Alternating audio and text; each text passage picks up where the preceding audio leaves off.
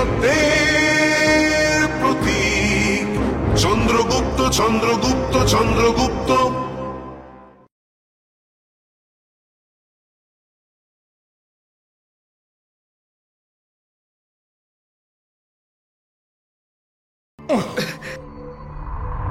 বন্ধুরা, আমাদের এখন খোদাই করা শুরু করে দেওয়া উচিত। আমরা সবাই আলাদা আলাদা দিকে গিয়ে খোদাই করব। আর হতেই পারে যে খোদাই করতে করতে আমরা লক্ষ্যস্থান অবধি পৌঁছে গেলাম।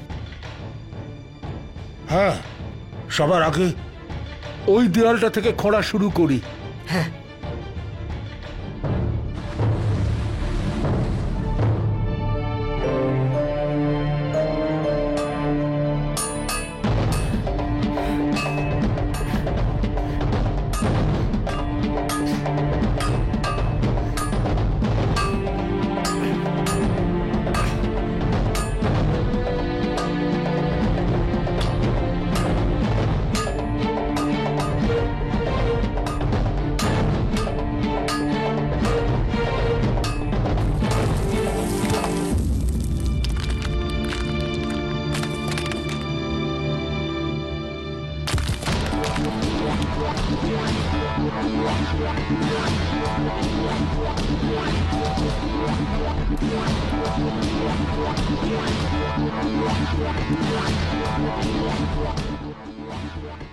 অমাত্য রাক্ষস, অত্যন্ত জরুরি কথা আছে আপনার সঙ্গে এক্ষুনি, এই মুহূর্তে।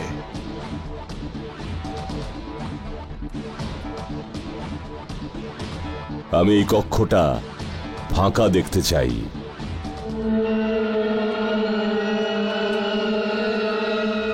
আমি কি অমাত্য প্রমুখের কাছে এটা জানার দুঃসাহস করতে পারি যে আমার সৈনিকদের এবং রক্ষকদের কোষালয় থেকে কেন বাইরে বের করা হয়েছে?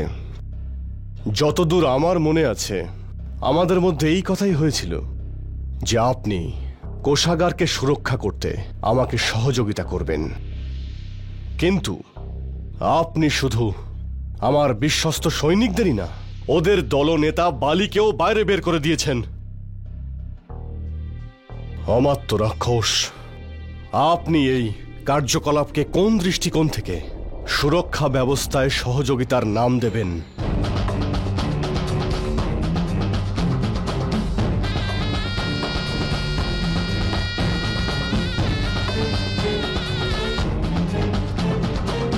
বলা হয়ে গেছে আপনার? উঁচু স্বরে বললেই সেটা যুক্তিসঙ্গত বা উচিত কথা হয়ে যায় না কার্বিনাথ। কি বলতে চাইছেন আপনি? আপনি ভালো করেই জানেন যে এই কঠিন সিদ্ধান্ত আমি তখনই নিয়েছি যখন নজরদারির সময় পার্শ্ববর্তী কক্ষে গুপ্তচর ঢুকেছিল আর আপনাদের সুরক্ষা সৈনিক তাকে ধরতে পর্যন্ত পারেনি। কি বলবেন আপনি? মগধের রাজকোষের নিরাপত্তা আমরা এতটাই অবহেলা করব? পাটলিপুত্র থেকে এখানে এসে সুরক্ষার ব্যাপারে বড় বড় কথা বলা অত্যন্ত সহজ, অমাত্য রাক্ষস, কিন্তু সত্য এটাই যে শাসন আর সুরক্ষার ব্যাপারে আমি কার্বিনাথ, পাটলিপুত্রের লোকেদের থেকে অনেক বেশি জ্ঞান আছে আমার। আমি কার্বিনাথ। আর যে রাজকোষকে নিয়ে আপনি এত বিচলিত হয়ে উঠছেন না, ভুলে যাবেন না যে ওই রাজকোষের অর্ধেকের বেশি ধন কর হিসেবে এই কার্বিনাথ নিয়ে এসেছে আমি।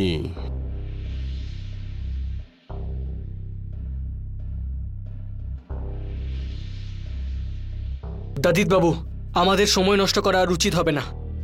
আমাদের যত তাড়াতাড়ি সম্ভব ভেতরে যেতে হবে। শশাঙ্ক আর দিগ্বিজয়, তোমরা দুজন এখানে পাহারাদারি করো। আর যখনই তোমরা দুজনে কোনো বিষয়ের সংকেত পাও বা এমনটা মনে হলো যে কেউ এখানে আসছে, তোমরা দুজন তৎক্ষণাৎ আমাদের জানাবে, ঠিক আছে? চলো। না, আমরা দুজনে তোমার সঙ্গে যাব না, এই সুড়ঙ্গ তোমাদের আকারের মতো তৈরি হয়নি। এটা শুধু দাদিত বাবু আর আমার আকারে তৈরি। এই জন্য আমরা দুজনে এর ভেতরে ঢুকতে পারবো, তোমরা দুজন নয়। হ্যাঁ, আর ভেতরে যাওয়ার জন্য তোমাকে তোমার মেয়েদও কমাতে হবে, যেটার জন্য অনেক সময় পেরিয়ে যাবে। দিগ্বিজয়,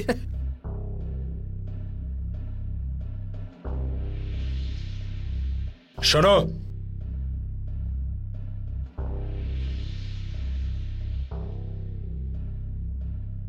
এই হচ্ছে তোমাদের খাবার। আর এই মশালটা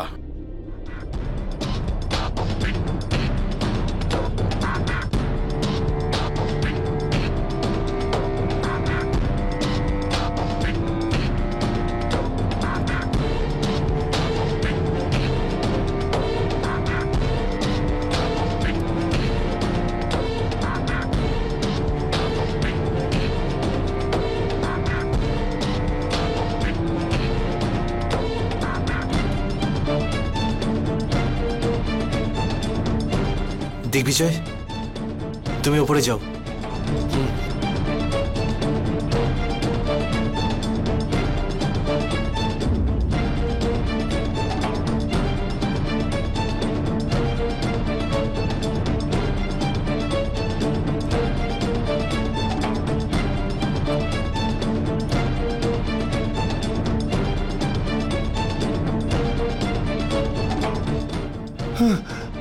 এই পর্যন্ত এসে তো রাস্তাটা শেষ হয়ে গেছে। দাজিত বাবু, চলুন খোদাই শুরু করি।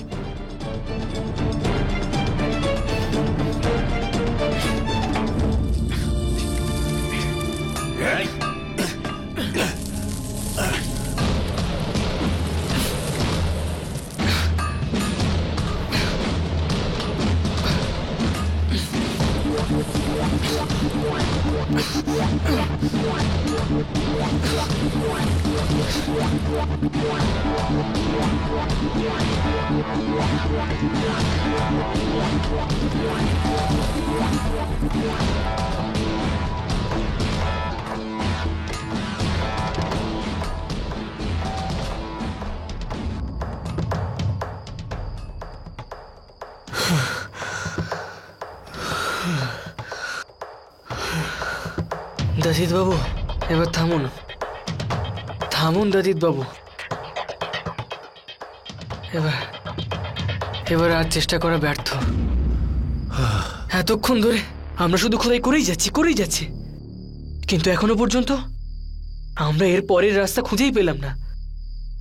এইভাবে চললে আমরা কয়েক মাস ধরেই খোদাই করব, কিন্তু তারপরেও আমরা এর পরের রাস্তা খুঁজে পাবো না। আমার তো খুব জোর খিদে পেয়ে গেছে।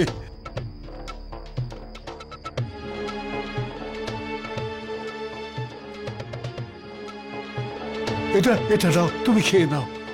না, আমার খিদে নেই দজিত বাবু। যেটা তুমি ভালো বোঝো, কিন্তু আমার তো ভীষণ খিদে পেয়ে গেছে। আমার পেটে তো ইঁদুর দৌড়চ্ছে।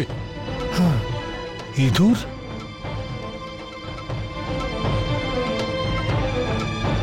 ইঁদুর? মনে হচ্ছে আমাদের সমস্যার সমাধান পেয়ে গেছি। কিরকম? ইঁদুর।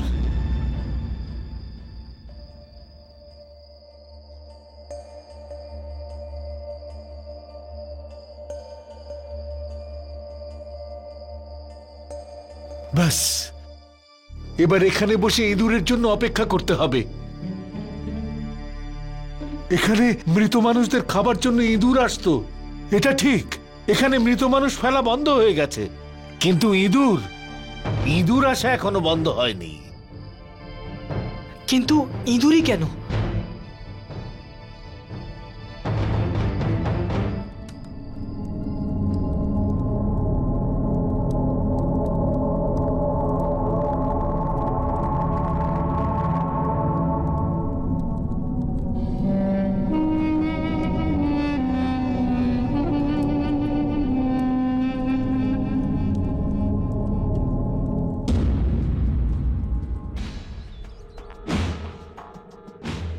ইঁদুর? ইঁদুর দেখলে? আমি বলেছিলাম না যে ইঁদুর নিশ্চয়ই আসবে।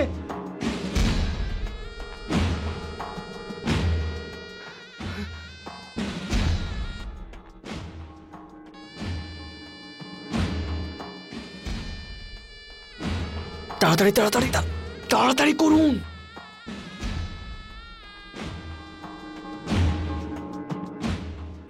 এবার কোনোভাবে যদি দেয়ালের ওপারে কোনো রাস্তা থাকে তাহলে ইঁদুর সেটা নিশ্চয়ই খুঁজে বার করবে। এখন শুধু আমাদের ভগবানের কাছে এই প্রার্থনা করতে হবে, ইঁদুর যেন আমরা খুঁজে না পাই।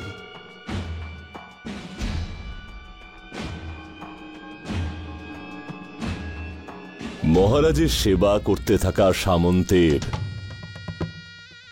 মহারাজের সম্পত্তির মালিক হতে চাওয়ার ভুলটা করা উচিত নয় কার্বিনাথ।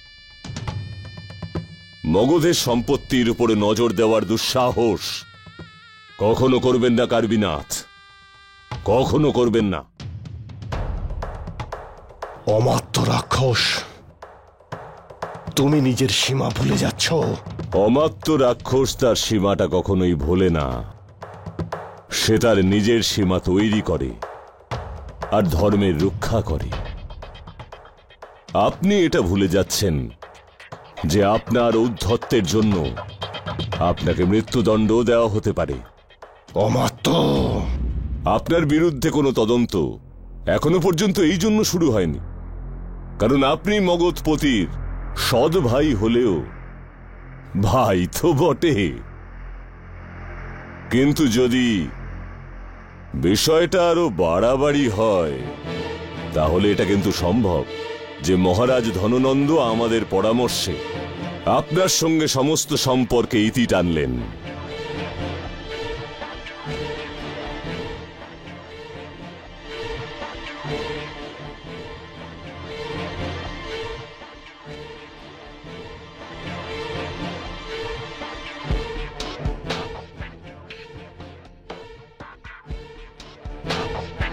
দাজিত বাবু, আমার এমন মনে হচ্ছে যে আমরা ধননন্দের রাজকোষাগারের পথ পেয়ে গেছি। আর আমার পূর্ণ বিশ্বাস যে যেই দিকে ওই ইঁদুরটা গেছে, যদি আমরা ওই দিকেই খোদাই করতে থাকি তাহলে আমরা ধননন্দের রাজকোষাগার পেয়ে যেতে পারি। কিন্তু কার্বি তো জানেই না যে আমরা রাজকোষে যাবার জন্য সঠিক সুড়ঙ্গের খোঁজ পেয়ে গেছি। হ্যাঁ দাজিত বাবু, আর আমরা ওনাকে এটা জানতেও দেব না। আমরা কার্বিনাথ আর বালিকে এটাই বলবো যে আমরা এখনো অবধি সঠিক সুড়ঙ্গ খুঁজেই পাইনি। আমরা ওনাদের বলবো যে আমরা খুঁজছি, আমরা খোদাই করছি, আর এর মধ্যে আমরা ওই রাজকোষাগার খুঁজে কার্বিনাথকে না বলে লুট করে নেব।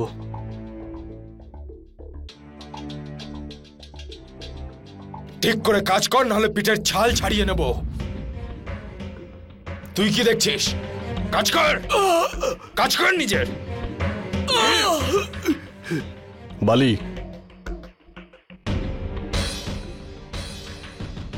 শোনো, আমি ফিরে আসার আগে সমস্ত পাথর ভেঙে ফেলা চাই। কেউ দাঁড়াবে না, না হলে ছাল তুলে দেবো সবার। হ্যাঁ শ্রীমান। বালি, ওই বাচ্চাটার সঙ্গীরা কোথায়? ওরা এখন পাশেই আছে, মলমূত্রের কুয়ায় গর্ত খুঁড়ছে।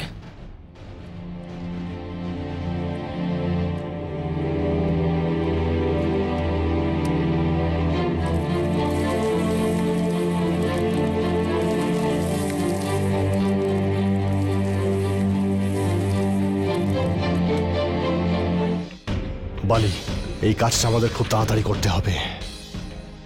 আমার এই ধূর্ত অমাত্য রাক্ষসের উদ্দেশ্য একদম ভালো লাগছে না। যে কোনো মুহূর্তেও কিছু করতে পারে। চলো আমরা ওদের কাছে এক্ষুনি যাই। চলুন।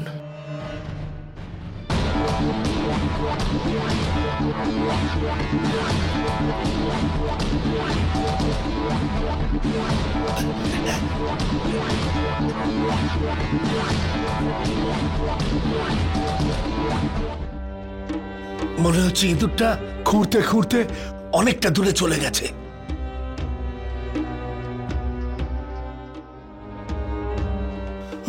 ওই দেখো, এটাই সেই গর্ত যেখান থেকে ইঁদুরটা পালিয়েছে। তাহলে এখান থেকে খোদাই করা শুরু করি। হ্যাঁ,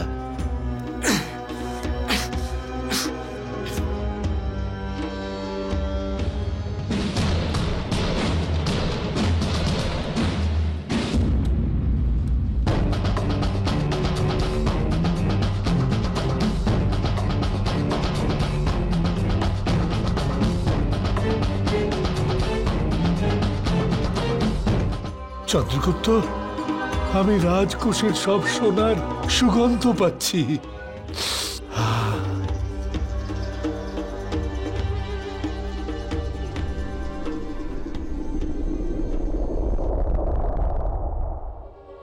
শশাঙ্ক, শশাঙ্ক, কারবিনাথ ও বালি একসঙ্গে আসছে। চন্দ্রগুপ্ত, চন্দ্রগুপ্ত বাইরে এসো, কারবিনাথ আসছে। দাজিত বাবু, চলুন, আমাদের এক্ষুনি এখান থেকে বেরোতে হবে। ওখানে কার্বি আসছে, চলুন। এতটা পথ আসার পরে আমি আর ফিরে যেতে পারবো না। আমি রাজকোষের সুগন্ধ অনুভব করতে পারছি। রাজকোষ এখানেই কোথাও আছে।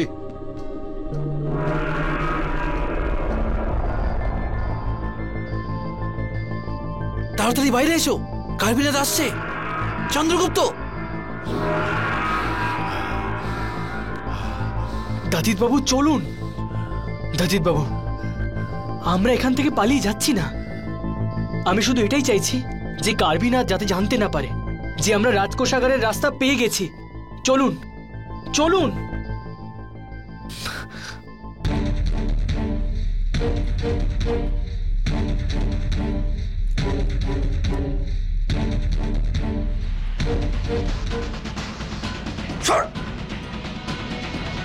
কোষাগারের সন্ধান কি পেয়েছো? না শ্রীমান,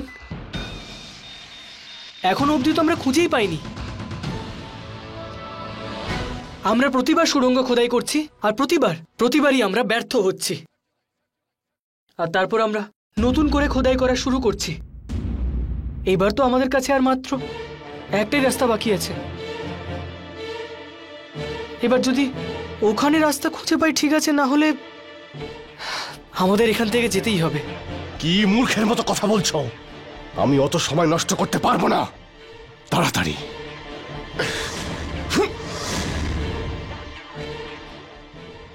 আমার কথা তোমরা সবাই মন দিয়ে শোনো। বালির সঙ্গে তো তোমাদের পরিচয় হয়েই গেছে।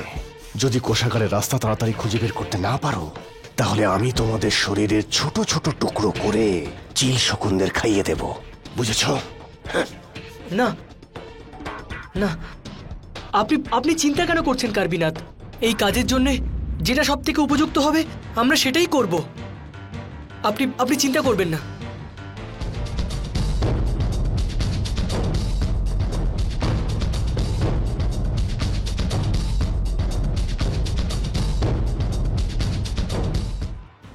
দাঁড়াও।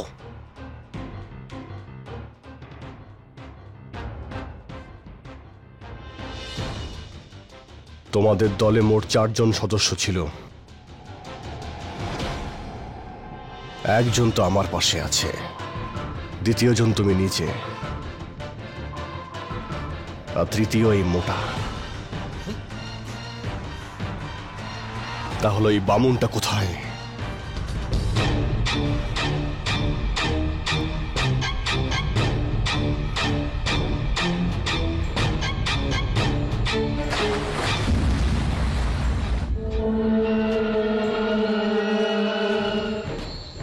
এই নরকের মধ্যে অপ্সরাদের স্বর্ণাভূষণ।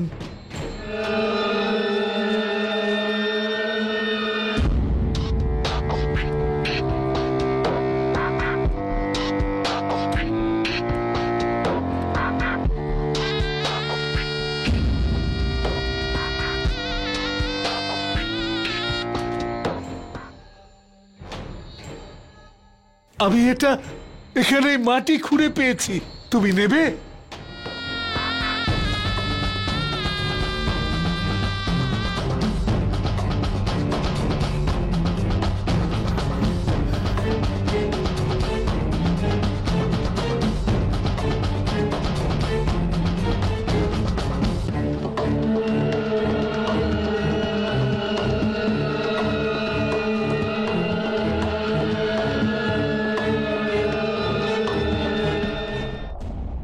দিগ্বিজয়, ওরা গেছে। হ্যাঁ, চলে গেছে। দেখলে, ছোট হওয়ার এটাই সুবিধে, যেখানে ইচ্ছা লুকিয়ে পড়া যায়। একটু দাঁড়ান দাজিত বাবু। এই সোনার কানের দুল, অর্থাৎ আপনি সুড়ঙ্গ খুঁজে পেয়েছেন? একদম ঠিক। আর এখানে তো স্বর্ণ আভূষণ অনেক ছড়িয়ে ছিটিয়ে আছে। হয়তো যখন ওই রাজকর্মচারীরা রাজকোষে রাখবার জন্য এগুলো নিয়ে যাচ্ছিল, তখন এই অলংকার, এই আভূষণ পড়ে গেছে হয়তো। কিন্তু চন্দ্রগুপ্ত, চারিদিকে এত কড়া নিরাপত্তা ব্যবস্থা, তার উপর কার্বিনা তো বালির কড়া নজরদারি, আমরা এত সব সোনা নিয়ে যাব কি করে?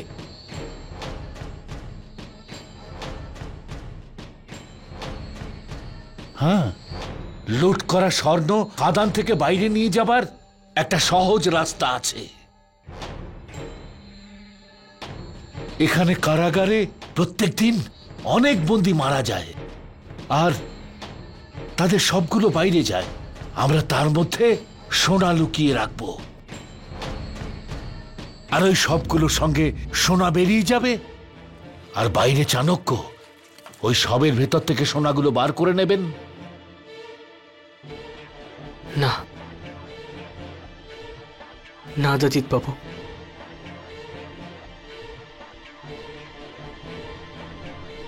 যাকেই এখানে বন্দি বানিয়ে আনা হয় না কেন, সে খুবই অভাগা হয়। না জানি কত কষ্ট সহ্য করে ওরা এখানে আসে,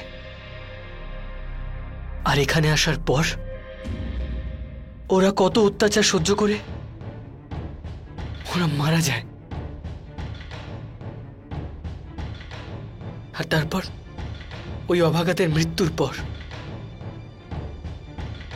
আমরা নিজেদের স্বার্থের জন্য ওদের মৃত শরীর কেটে ওর মধ্যে সোনা রাখবো।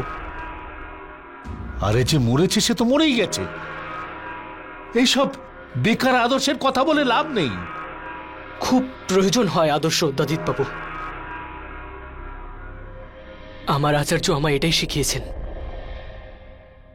যে একটা মানুষ আর একটা পশুর মধ্যে পার্থক্য শুধু আদর্শেরই হয়। আদর্শ ছাড়া মানুষও পশুর সমান হয়, আর আমরা পশুর মতো হব না। এই জন্যে লুট করা সমস্ত সম্পত্তি এই নোংরা গর্তের মধ্যে লুকিয়ে রাখবো, যাতে কেউ সন্দেহ না করতে পারে। রাজকোষ থেকে লুট করা সম্পত্তি এই গর্তের মধ্যে?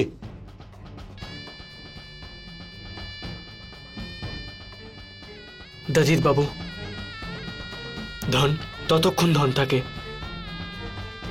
যতক্ষণ তাকে লুকিয়ে রাখা হয়। অন্যথা ওই ধন আমাদের মৃত্যুদণ্ডের সংকেত মাত্র।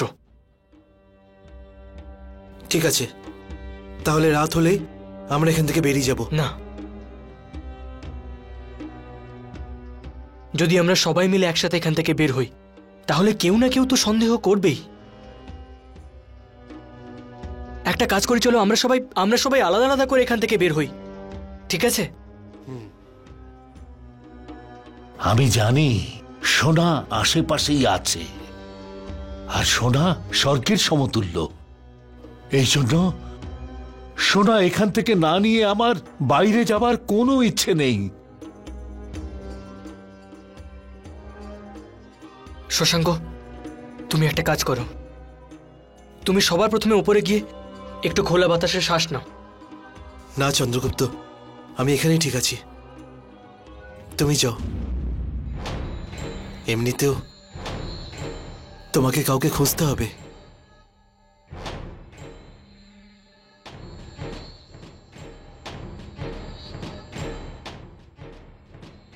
তাই তুমি যাও।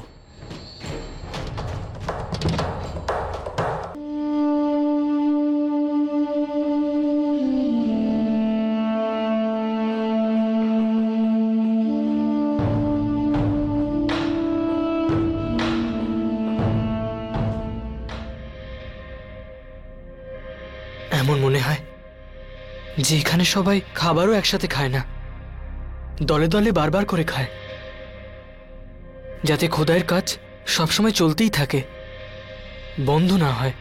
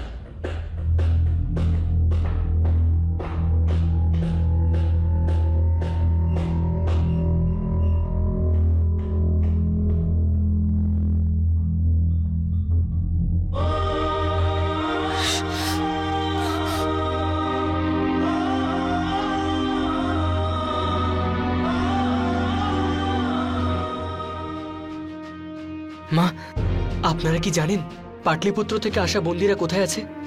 না বাবা, আমরা জানি না। শুনুন না, আপনি কি জানেন পাটলিপুত্র থেকে আসা বন্দীরা কোথায় আছে? না না, আমরা কিছু দেখিনি।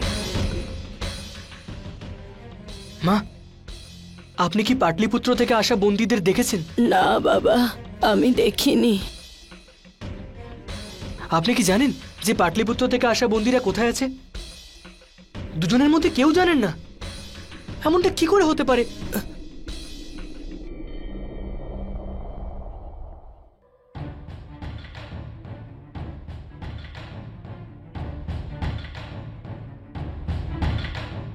তুমি তুমি এখানে কি করছো?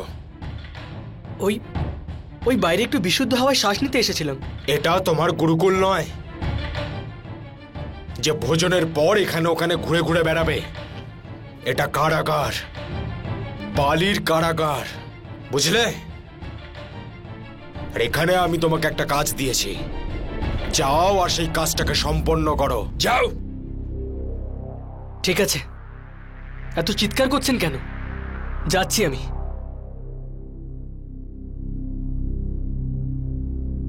জানি না কেন মনে হচ্ছে এই কারাগারটাকে নিয়ে এই বাচ্চাটার মনে অবশ্যই কোনো স্বার্থ রয়েছে। শোনো, হ্যাঁ, কাল পাটলিপুত্রের সমস্ত বন্দীকে আলাদা একটা জায়গায় আমার সঙ্গে দেখা করাও। আমি ওদের সঙ্গে দেখা করব। এই ছেলেটার প্রতি হওয়া সমস্ত সন্দেহ দূর করতে চাই। যথাজ্ঞা।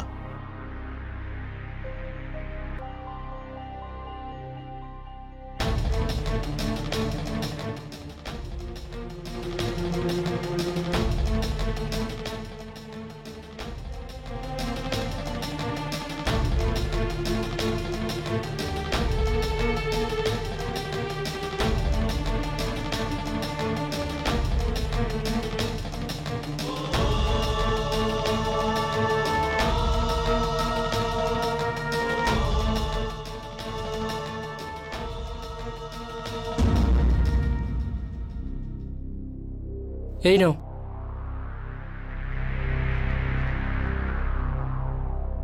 চন্দ্রগুপ্ত, এই ঝোলাতেই সব সোনা লুকিয়ে রাখো। চলো।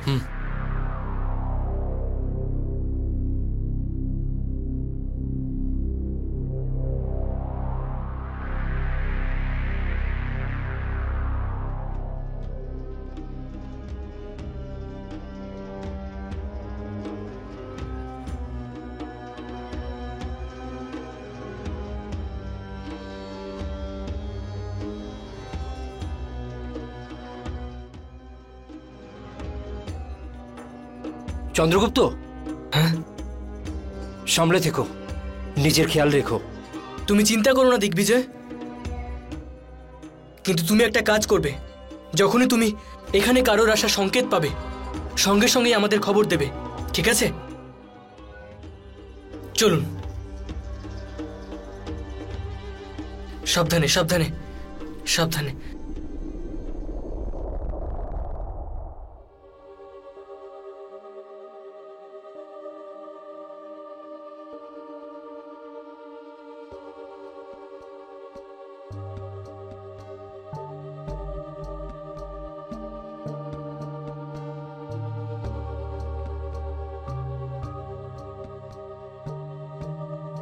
আমরা যাওয়ার জন্য প্রস্তুত, আচার্য। আচার্য, এইভাবে স্থান পরিবর্তন করে কতদিন পালিয়ে বেড়াবো? যতক্ষণ না আমরা আমাদের ছেড়ে যাওয়া জায়গায় কোনো সংকেত রেখে যাচ্ছি, আর যতদিন না চন্দ্রগুপ্ত নিজের অভিযানে সফল হচ্ছে। কিন্তু আচার্য, চন্দ্রগুপ্ত খাদানে গেছে অনেক দিন হয়ে গেছে, কিন্তু এখনো ওখান থেকে আমরা ওর ব্যাপারে কোনো খবর জানতে পারিনি। আচার্য, আবার এমনটা নয় তো কার্ভিনাথ নিজের সিদ্ধান্ত পাল্টে চন্দ্রগুপ্তকে বন্দী করে রেখেছে? খারাপ কথা ভাবার অভ্যেস ভালো নয় ভদ্রভট্ট। এটা প্রায় এক ধরনের ছোঁয়াচে অসুখ, যা আশেপাশের সবার মধ্যে নিরাশাজনক দৃষ্টিভঙ্গি ছড়িয়ে দেয়। এর থেকে বাঁচা উচিত। সর্বদা ভালো পরিণতির কথাই ভাবা উচিত। চন্দ্রগুপ্ত একটা গুরুত্বপূর্ণ অভিযানে গেছে। অত্যন্ত কঠিন এই অভিযান। বিষয়টা হলো পরিবর্তনের। বহু বছরের পুরনো গাছ ওপড়াতে হলে সম্পূর্ণ শক্তি প্রয়োগ করতে হয়। চন্দ্রগুপ্ত তার শক্তি প্রয়োগ করছে। নতুন যুগের ভিত্তি স্থাপন হচ্ছে। পরিবর্তনের হাওয়া বইবে। এটা হলো তার আগের নিস্তব্ধতা। শুধু ভালো পরিণতির কথা ভাবলেই হবে না, আমাদের সম্পূর্ণ সজাগ থাকতে হবে।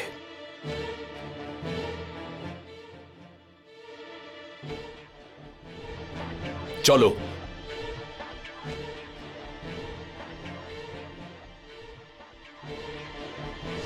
চলুন দাদিবাবু।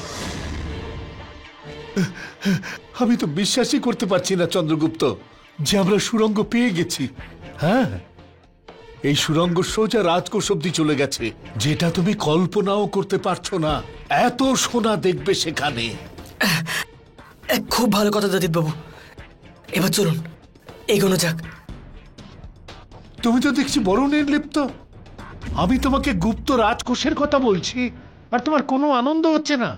এ তো বিচিত্র ব্যাপার।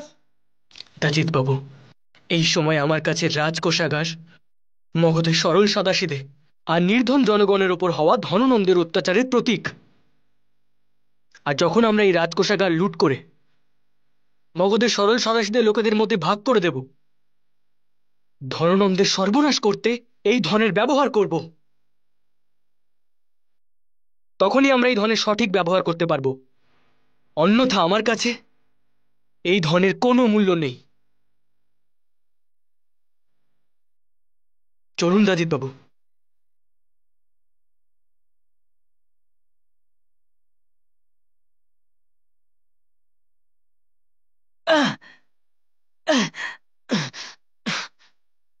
দাজিত বাবু চলুন।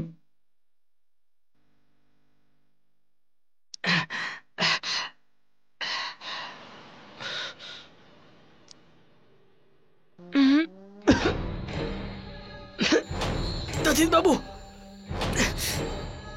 এই দুর্গন্ধ কিসের?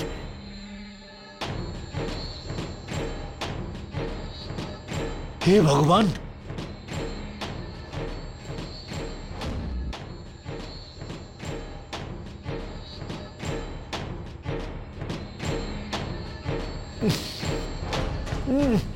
ইঁদুরটা মরে গেছে।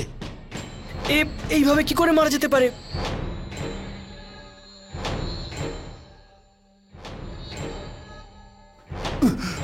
আমি জানি ও কি করে মরেছে।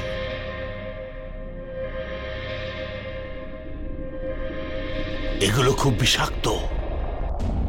এগুলো ভুল করে ছুঁয়ে ফেললে সঙ্গে সঙ্গে মারা যাবে। কিন্তু এই সব কিছু আমরা লাগাইনি। হতে পারে বিষাক্ত এইগুলো আমাদের পরে কেউ লাগিয়েছে।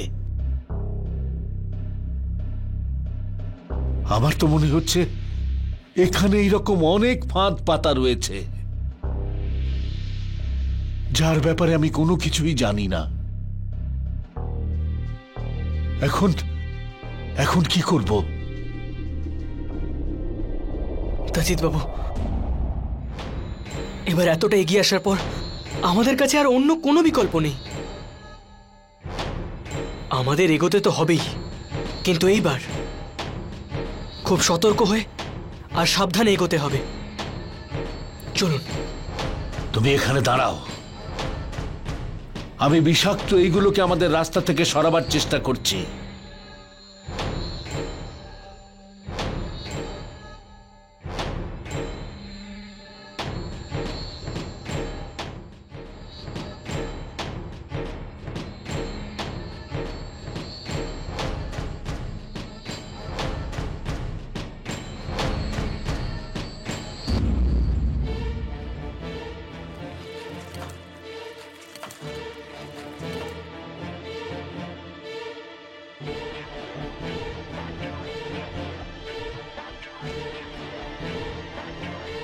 আগুনে পুড়ে এর বিষক্রিয়া নষ্ট হয়ে যাবে।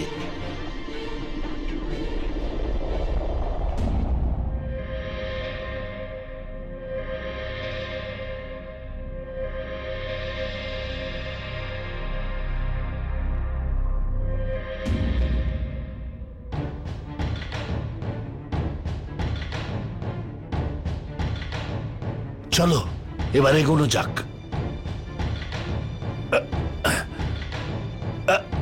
দেখে এসো।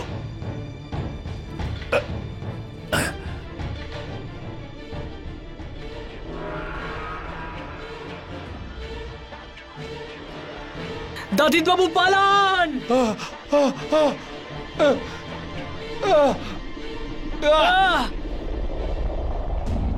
আহ!